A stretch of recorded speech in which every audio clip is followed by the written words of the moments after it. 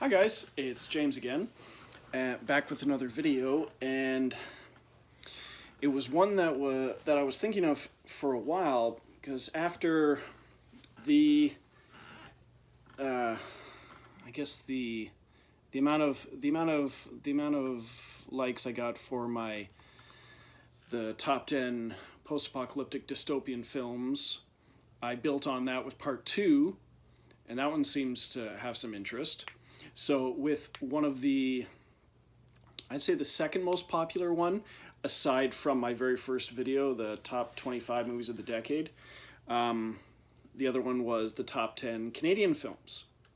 So I've decided to do top 10 Canadian films, ta-da, part 2. And I hope you like this one as much as the first one, because there were several Canadian films that I couldn't put on here. So it's Hidden Gems, Top 10 Canadian Films, Part 2. There were several that I wanted to put on here. For example, the one you always see back up there, YPF, Young People Effing. But that was a pretty high-profile film at the Toronto Film Festival, and one of my favorite Canadian films of all time, along with Men with Brooms and other ones. But I try to steer away from that to the ones that you likely are less familiar with. So, that is this list right here. So, starting with number 10, we have a film from 2003 called My Life Without Me. And this is one that starred Sarah Polley, Mark Ruffalo, Scott Speedman. I believe the lead singer of Blondie is in there somewhere. Julian Richings is in there. Yeah, Deborah Harry. Julian Richings is in there. Does a great job as the doctor. Amanda Plummer's in there. Alfred Molina.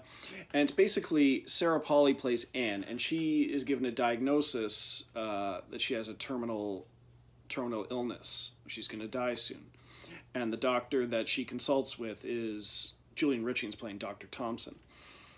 And what she decides to do is she makes a list of things that she wants to accomplish before she dies. Like tell her kids she loves them, sleep with another man, get someone to fall in love with her.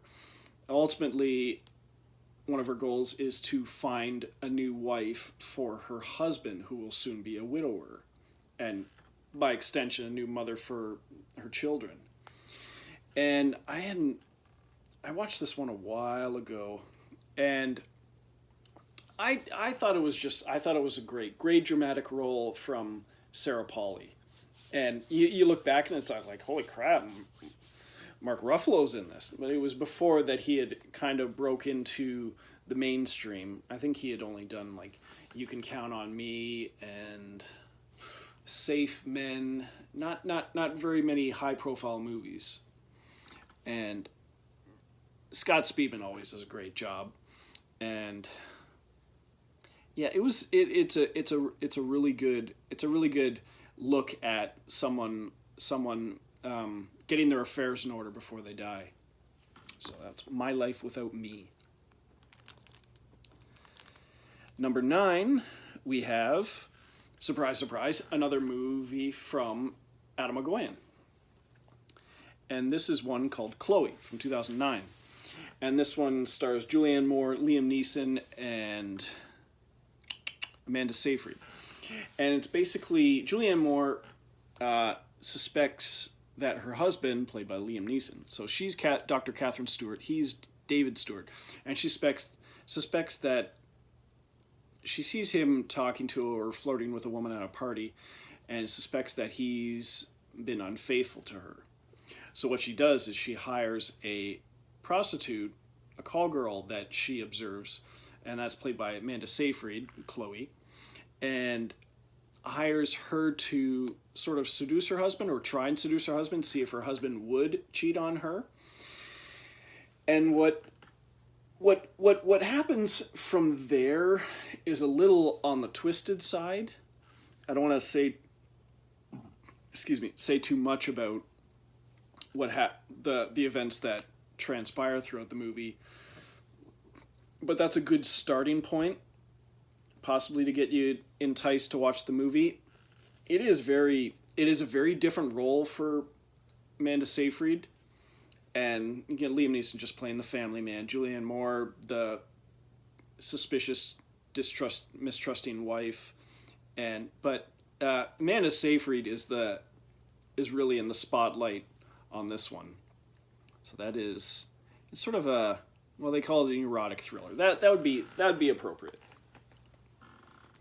So that is Chloe. At number 8, we have a film from 2008 called 1 Week. And this is a movie directed by Michael McGowan, starring Joshua Jackson, Leanne Balaban. I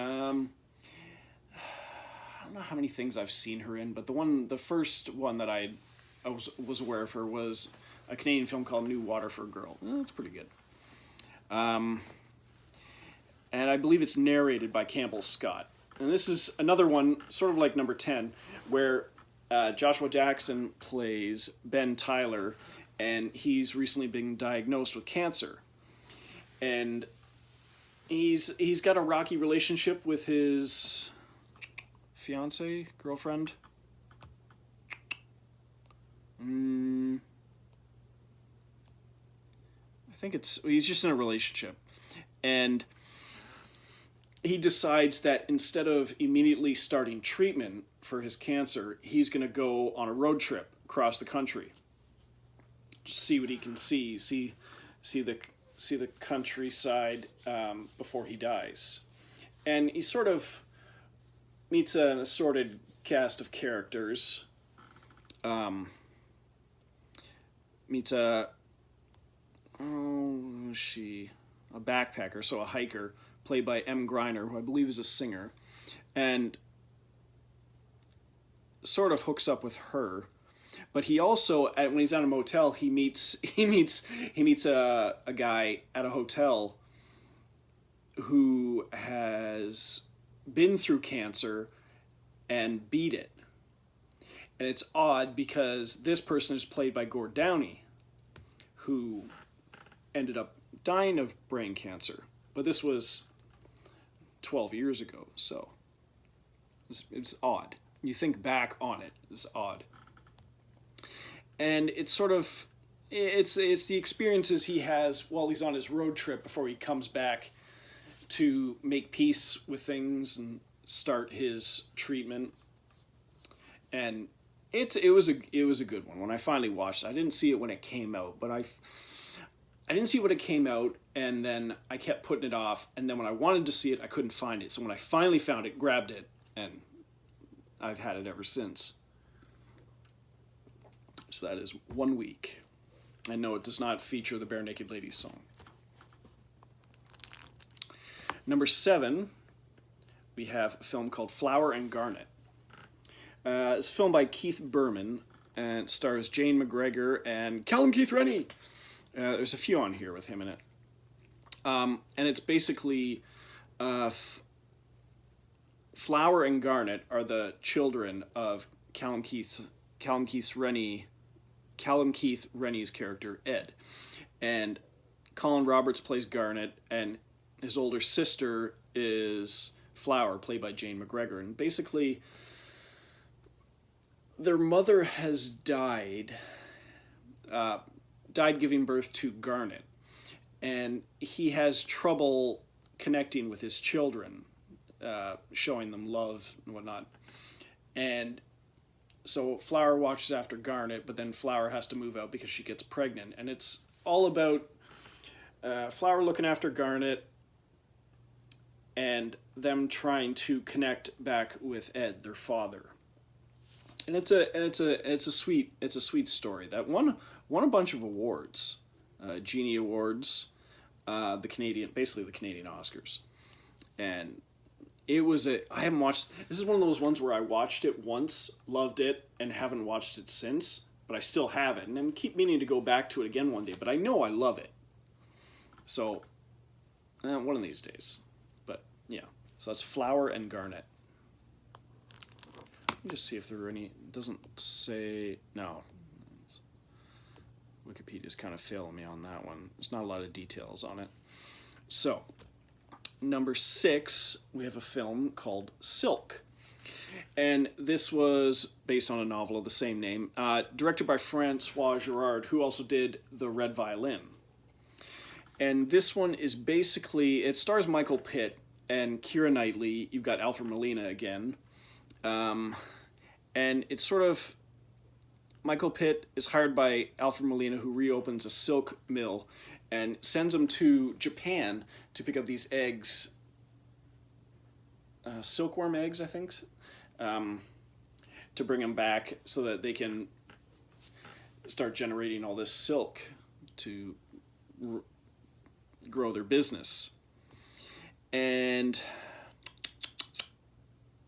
there's one of the guys who's sort of like a liaison between Michael Pitt and the Japanese people he meets, the business, like he trades business and stuff like that, is Callum Keith Rennie. He plays a character named Skylar. But it's basically him going over there, and he meets the Japanese woman. Sort of, they develop a connection. I don't know if he falls in love with her or he's just infatuated with her. Comes back, and then here's word that she's in trouble and she may die, so he has to go back. He never actually sees her again, but he keeps hearing word of her being moved around or punished, and through the various travels back and forth between Japan and, oh, does it say where they are? I don't think so. France.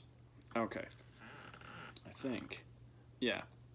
Anyway, so it's a beautiful, another one that I've only watched once, but it's a beautiful looking movie. Beautiful, well done movie by Francois Girard. And great performances by everyone. Alfred Molina, Michael Pitt, Keira Knightley. Let me see. I think it's, what's her name? The Japanese woman. I believe it's Koji Yakusho. And there's Miki Nakatani, I think. Again, it's been a while, so I don't remember exactly. But yeah, it's called Silk. Number 5, we have another Bruce McDonald film. The first Bruce McDonald film that I saw. Second one, I believe, was Highway 61. But the first one I saw, and I remember seeing previews for it and stuff, was Dance Me Outside. And this is one that takes place on a Kitabanesi Reserve, Indian reservation in northern Ontario. And you've got Ryan Black playing Silas Crow, Adam Beach playing Frank Fencepost. They actually made they had a spin-off TV show that spun off of this movie called The Rez, I believe, which I never checked out. And then they recast Adam Beach's role, and it didn't look the same. But I always meant to check it out. But you've also got acting debut from Hugh Dillon, lead singer of the Headstones. But he had gone on to various things, like starring in the TV show Flashpoint, showing up in Twin Peaks: The Return, recurring role as a sheriff on Yellowstone.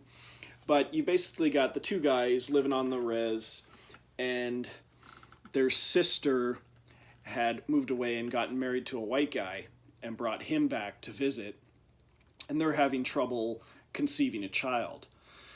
And there's sort of the sister's old boyfriend, whose name, they just call him Gooch, but he is played, they're not going to show it, played by an actor, I can't remember his name, but if you saw season 3 of Fear the Walking Dead, when they get to the survivalist compound, the natives the Indians that they deal with, come in contact with, the main guy was played by the guy, Gooch. I'm going to look up his name because he has done a lot. And let me see, Gooch. Michael Greyeyes. Yeah, who was also in another list I did. He was one of the leads in Blood Quantum, the zombie apocalypse movie that takes place on a reservation. Yeah, so Michael Greyeyes plays Gooch. It's a great movie, great soundtrack, populated by a few Headstone songs, but it's a great movie. An early film from Bruce McDonald. So that is Dance Me Outside. Number 4, we have a Canadian sex comedy directed by Sean Garrity, called My Awkward Sexual Adventure. Another one that features Emily Hampshire, great Canadian actress, and sort of a guy who has a girlfriend, and they're planning on going on a vacation. He's going to propose to her, and she basically doesn't think he's up to snuff with his sexual prowess, and pretty much kind of dumps him. And he ends up, through a friend of his or a coworker, getting advice on, like, you need to up your sexual game. So he enlists the help of an exotic dancer who's also into S&M to sort of like a sex therapist, to like teach him the right moves and how to ultimately win his girlfriend back. And things don't exactly go that way, but it is a very funny, sweet movie. It was one I just, oh look, that looks interesting, and grabbed it off the shelf, ended up loving it. It was a great blind buy. It says My Awkward Sexual Adventure. There's another guy in there. It's not going to show. Vic Sahay, who he's been in several movies. He was most notably sort of like the asshole boss to Stifler in American Reunion. That's where you'd recognize him. So that was My Awkward Sexual Adventure. Very appropriate title, too. Number 3, we have a Canadian medical comedy, I suppose, takes place in a hospital. It's called Intern Academy. The alternate title, which I believe is the international title, like down in the US and other countries, they call it White Coats. But in Canada, it's called Intern Academy, written and directed by Dave Thomas, one of the, like, Bob and Doug McKenzie. And he was a star of, I think it was the show Grace Under Fire, I think, with Brett Butler. Not a lot of recognizable actors in there, except for Dave Thomas plays like the chief of medicine at the hospital, and Dan Aykroyd plays one of the lead doctors. Well, he's Dr. Cyril Kipp, and Dave Thomas is Dr. Omar Olsen. I know Dan Aykroyd may play the head of the hospital, but Dave Thomas is the head of training all the interns. And it's hilarious. It's hilarious. It's a little bit of a gross out comedy, but it's great. It's great. It's another great comedy, just like Going the Distance, which I did on the first top 10 Canadian films I did. This was another one that had a brief theatrical run. I was lucky enough to check it out. Intern Academy. Excuse me. Number 2, we have a film by Ann Wheeler, starring Wendy Crewson, Peter Coyote, and Emmanuel Vogier's in there, and Joe Cobden. And it's called Suddenly Naked. And it's basically, Wendy Crewson plays Jackie York, and she's a famous novelist who trades on her fame, but she's sort of hit a wall. She's suffering from writer's block. And what she does is she, like, at various times sleeps with aspiring writers who are big fans of hers. Ooh, I get to sleep with the famous Jackie York. But she's also trying to pick their brains for ideas for her next book.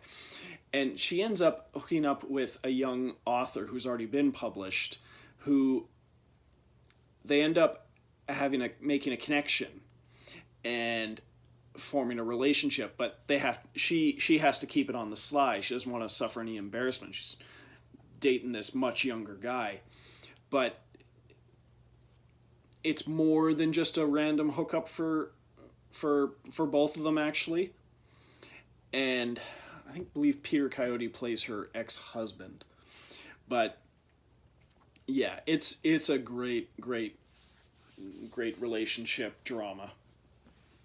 A little bit of funny, a little bit of comedy in there. Wendy Crewson, who's a great Canadian actress. Suddenly Naked. And number one, we have a sci-fi horror film from 1995 called Screamers. It's a film by Christian Duguay, Canadian director. And this one stars Peter Weller, Roy Dupuis, Jennifer Rubin, and it's awesome. Basic premises on this planet Sirius 6B that was a thriving mining hub, and they had trouble with, what did they have trouble with? There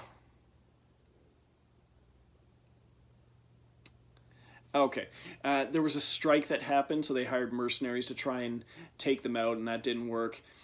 And they were threatening the business and killing people, so they created these things called screamers, and they were small little robots that burrowed under the sand and popped up and killed them. They're basically like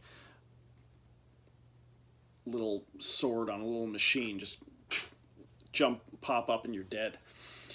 And that solved the problem. And they went away and were decommissioned and shut down. And then years go by, and then people start dying again. And it turns out that these screamers, because they also emit this high, shrill scream when they're about to attack you, sort of became sentient, had this AI awakening. And what they discover is that they find one that's been upgraded. And they didn't do it. They have begun to upgrade themselves. And when they another way that they made them was they had a little child that they could use to infiltrate. Oh, like, help me, I'm a little child, and they would go in and kill them all. And they had a wounded soldier one that would like, help me, and then it would kill them all.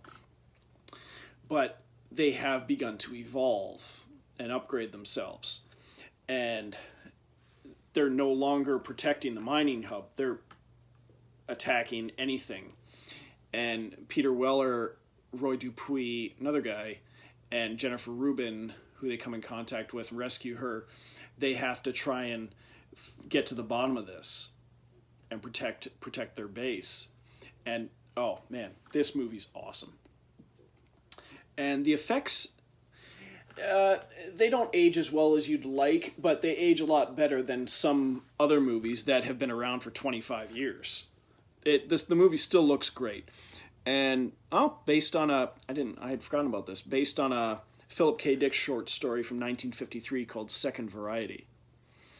They made a direct-to-video sequel, which is okay, which, oddly enough, starred Stephen Amell of Arrow fame,